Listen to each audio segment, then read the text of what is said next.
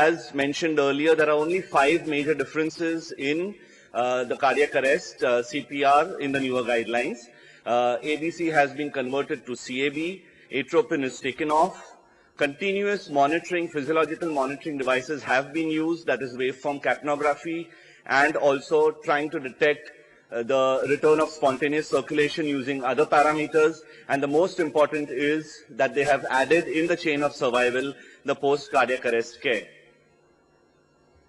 As you can see in this, the last part is the post-cardiac arrest care, and at every time, starting from early access to early defibrillation to early CPR, you need to manage the patient well so that his outcome in the post-cardiac arrest syndrome is manageable in a better way. So what are the problems you face with a patient who's just been revived from cardiac arrest? First, he would be obviously hemodynamically unstable, and that probably is because of persistent low cardiac index. Also, there would be vasodilatation, and to top it all, there would be a loss of sympathetic tone and an ischemia perfusion injury, which happens in all the cells of the body. There's also a huge amount of neuronal damage that does occur. And this is a chart where you can see there will be arrhythmias, which will be covered in the next talk. There would be structural damages, there would be endothelial dysfunction in the heart, and similarly in the neuronal vessels. And if you can actually see in this slide, there is a lot of damage in the post-cardiac arrest care. So we are basically looking at a person who's got ischemia, reperfusion injury, he's got a lot of other hemodynamic problems as well. What can you do during CPR? Trying to have a better outcome in the post-CPR care? Obviously follow the chain of survival, and that would include high-quality CPR, which has been covered. But I call this the 10-20-30 rule. So during CPR, if you maintain your end-tidal CO2 at 10, you maintain the diastolic or the relaxation pressure if you have an arterial line in place above 20, and if again an SCVO2 catheter is in place, and if you maintain that above 30, then the chances of outcome or survival neurologically and otherwise are better in the post-cardiac arrest care. And you can divide this period of resuscitation into the following: the immediate after ROSC within 20 minutes, up to 6 to 12 hours, 72 hours, and later. And what you actually see is that at all times in the initial phase, that may be from 1 to 2 weeks, you would be limiting ongoing injury, and at all times you would be wanting to prevent recurrence of the cardiac arrest, and that's of prime importance. In the latter half, you would be rehabilitating the patient, and in the middle part, you would be prognosticating for further neurological recovery. So what would be your objectives in your post-cardiac arrest care? You need to obviously optimize, it's not different from any other syndrome, and you need to optimize cardiopulmonary functions. If it is an out-of-hospital or an in-hospital arrest, a lot of emphasis is laid on transporting the patient to a center which does good post-cardiac arrest care, including induced hypothermia, etc. If the person is in hospital, then he needs to be transferred to an ICU, which would do this. And secondly, you would have to identify the cause which has led this patient into cardiac arrest in the post-cardiac arrest syndrome care and prevent its recurrence. Besides this, the two most important secondary objectives would be to maintain body temperature and to perform acute coronary cardiac care and intervention if the person has an acute coronary syndrome. So there is a multi-system approach mentioned for the care of a person in the post-cardiac arrest phase, and that is divided into 5 things. It's again not very different from a routine critical care management. In ventilation, they advise capnographic use, and there is a very high level of evidence intracardiac arrest of class 2B level C, where they recommend the use of a continuous quantitative capnographic waveform in intubated cardiac arrest patients. And in the post-cardiac arrest care, they mention to keep a level of end-tidal CO2 between 35 and 40 and a PaCO2 on the arterial blood gas between 40 and 45. And this is a very strict recommendation. An X-ray is a must because it would not only help to identify an airway which is secure, but it will also tell us the complications during cardiac arrest or even sometimes the cause of the cardiac arrest, and therefore an X-ray, though very simple, is a must. What about the pulse oximeter? I won't go into details, but this is again very high level evidence that you should keep the saturations between 94 to 96 only and not aim at 100%. And this is class 1 evidence. Supported by literature which says that if you give 100% oxygen for a long time, in fact, it would worsen neurological damage and therefore maintain it between 94 and 96%. The PaO2 FiO2 ratio should basically be the same as for any acute lung injury protocol. And the remaining part of ventilating a person remains the same as we would do for any other ICU patient.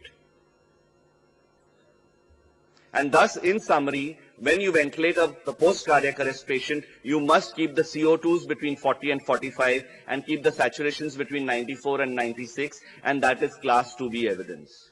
What about the hemodynamics? Again, in no way different, but an arterial line is recommended for all patients. You would treat the hypotension with fluids and inotropes in the same way as you would any other patient, and your target here would be a systolic blood pressure more than 90 and a mean pressure of more than 65. What about the cardiovascular? You must make sure that there are no arrhythmias and you try to treat them adequately. Which antiarrhythmics to use is again the same. There is no specific recommendation. You must do a 12-lead ECG and a troponin and other cardiac enzymes in order to identify the risk group patients which have a coronary cause for the cardiac arrest and take them for an emergency PCI intervention as early as possible. What about the echocardiography? Echocardiography actually has come up a long way during cardiac arrest and even in the post-cardiac arrest phase. In the cardiac arrest phase, you can actually find out the pulmonary embolisms, the cardiac tamponades, etc., and it helps you to revive the patient in a better way, and also in the post-care to look for myocardial stunning and then treat the myocardial stunning appropriately with the usual measures. The use of an intra-aortic balloon pump is actually not routinely recommended in the post-cardiac arrest care unless it is coupled with an intervention.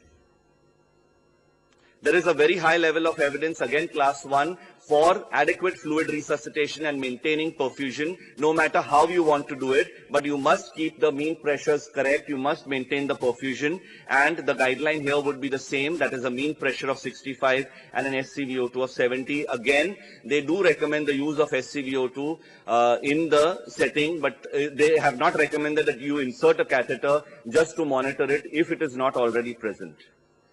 Neurologically, there is another talk tomorrow by Dr. Manoj, and I won't go into major details about prognostication, but I would have to touch upon this because that's the mainstay of the talk.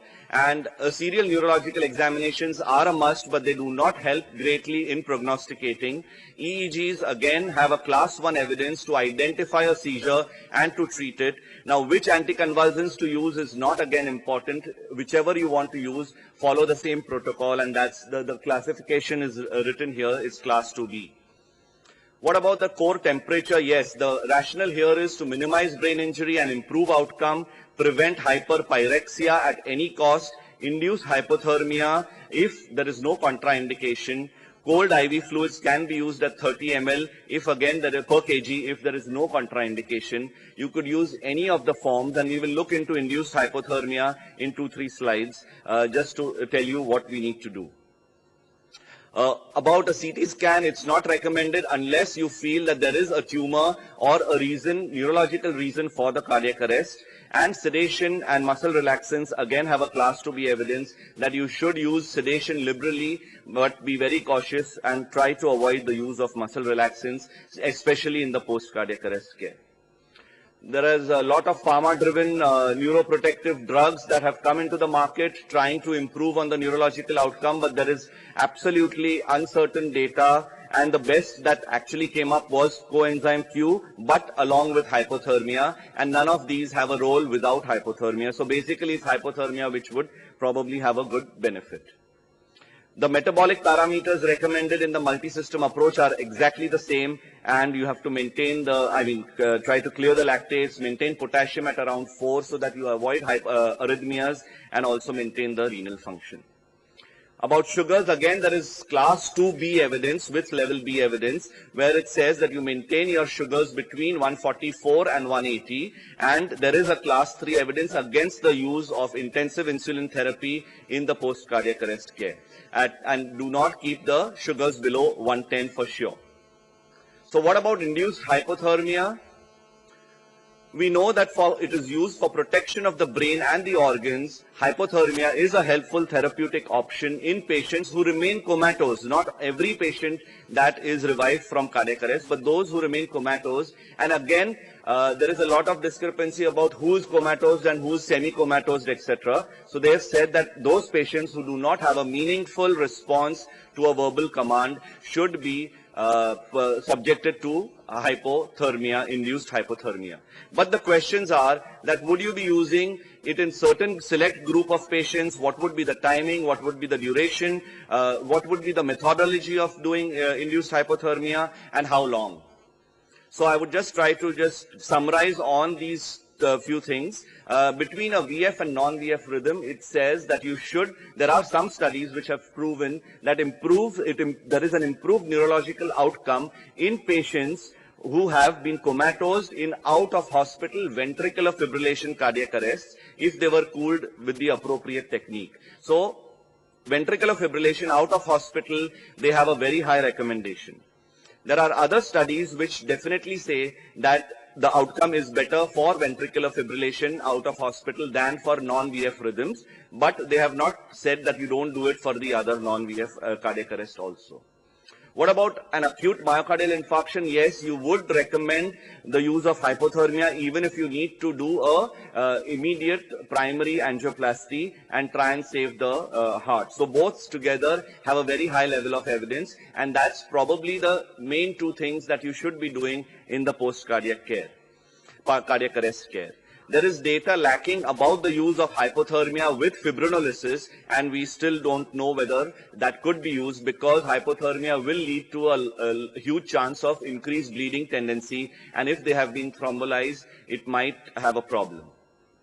What about the timing? They have enough studies which have studied starting hypothermia on the field in the out-of-hospital area even within 2 hours and up to 8 hours. And there is no major data which says that you should be doing it early enough, but there is a tendency towards saying that as early as possible is better.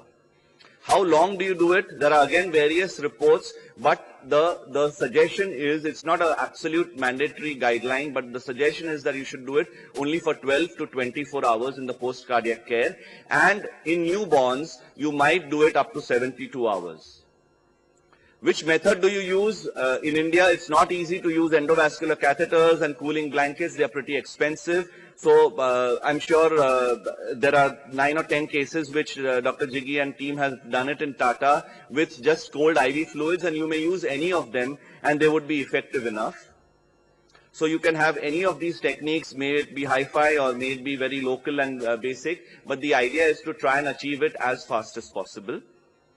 And what is important is don't measure the axillary or the oral temperature here. If you are actually doing induced hypothermia, you need better temperature management or measurement, and that would be with an esophageal probe, which becomes easy, or sometimes a bladder catheter in the non-oliguric patients and non-anuric patients. And if a PA catheter is in place, then you could use that. In our setting in India, we use rectal temperatures, thermometers a bit much more than the West, and therefore that is probably the way to go if you don't have an access to esophageal or bladder probes. Axillary and oral temperatures are definitely not to be measured. Otherwise, don't follow the guidelines of induced hypothermia. What do you need to look out for? As I mentioned earlier, coagulopathy, bleeding tendencies, arrhythmias, hyperglycemia, and also decreased immunity leading to an increased susceptibility to infection and sepsis. So in summary, there is a class 1 evidence to do induced hypothermia for comatose patients after ROSC is achieved in out-of-hospital setting where you maintain 32 to 34 degrees for 12 to 24 hours. For the other rhythms of in-hospital non-VF, there is a class 2B evidence and there is a class 3 evidence for patients against the use of active rewarming if the person has a temperature or if the patient has been induced, has undergone induced hypothermia, then to actively rewarm is not recommended. Let him rewarm by himself or herself. Prognostication is definitely Dr. Manoj's talk tomorrow, and therefore I will just have 1 or 2 slides on it. There is no final answer about prognosticating a person in the post-cardiac arrest care. What it says is the first 24 hours are definitely very, very inadequate, and you may use neurological examinations, you may use SSEPs, etc., but there is no final word on that. You may use the pupillary light reflex, the corneal reflex up to 72 hours, and if that is absent at 72 hours in a person who is not being induced, is not undergoing induced hypothermia, then it has a reasonable reliability in prognosticating. The Glasgow Coma Scale of less than 5 at 72 hours has a lesser prognosticating factor than a person who, where you would have an absent pupillary or a light corneal reflex. Myoclonus, as we used to always say, he's got myoclonus, he's brain dead, he's going to be brain dead, is actually not a recommendation, and don't start prognosticating somebody just because he's got myoclonus. An EEG interpretation, again, at 24 hours is recommended, and maybe serial ones should be done, but not for prognosticating alone. And this is class 2B evidence. Dr. Bajan, can you, just 2 more slides. Evoked potentials, etc., biomarkers, CSF examinations are all less reliable, especially if the person has hypothermia, then you would have to look for other sources of prognostication. Organ donation, there's a class 1 evidence that every patient who has had brain death, not necessarily the cause known, can be considered for organ donation. So what are the guidelines? As you can see in this, I'm not going into the guidelines, but if the person is comatose after ROSC and you've done your hemodynamic stability, you've achieved ventilatory parameters, the only 2 things that are recommended now in this post-cardiac arrest care is induced hypothermia and coronary reperfusion at the earliest, if that is possible and if that is indicated. There are just 2 articles I would like to bring to your notice. That is in as recent as Critical Care Medicine 2011, where they have tried extracorporeal cardiopulmonary resuscitation, showing a better benefit in patients who have had CPR for more than 10 minutes, as against a conventional cardiopulmonary resuscitation. And the other article in NEJM 2011 says that the rate of survival of hospital discharge was 34% for cardiac arrest in the public sector with the use of an AED, as against only 12% when the AED was not attached, and therefore there is enough evidence for the use of early defibrillation. I thank you, and sorry for overshooting by a minute.